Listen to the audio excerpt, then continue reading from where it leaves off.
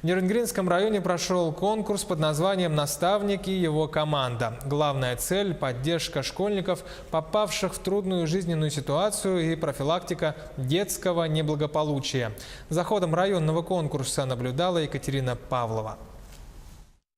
Участниками большого районного конкурса стали подростки из числа группы риска, состоящие на профилактическом учете и находящиеся на сопровождении. 7 команд по 6 человек. У каждой из них свои наставники из числа молодежных лидеров, которые проводили с ребятами тренинги, игры и дружно вместе готовились к итоговым соревнованиям. Заниматься здоровым образом жизни. Вот мы с ними поговорили, и они новые слова узнали. Они абсолютно начали по-другому мыслить.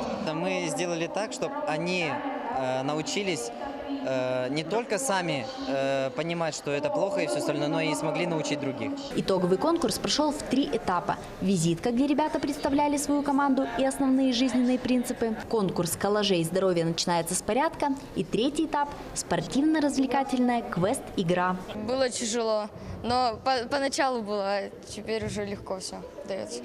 Мы начали вместе работать, заниматься и придумать что-то для подготовки для коллажа. Была командная работа, и как-то все получилось вот у нас. Инициатором и организатором конкурса «Наставник и его команда», впервые проводимом в Нерюнгринском районе, стала комиссия по делам несовершеннолетних и защите их прав при содействии отдела социальной молодежной политики и Центра развития творчества детей и юношества. Мы планируем продолжить проведение данного конкурса.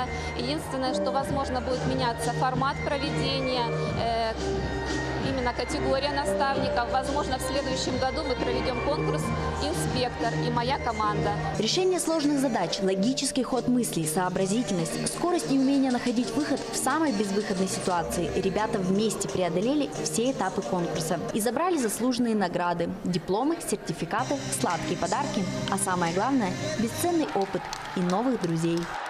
Екатерина Павлова, Вадим Барашков, Нерюнгри.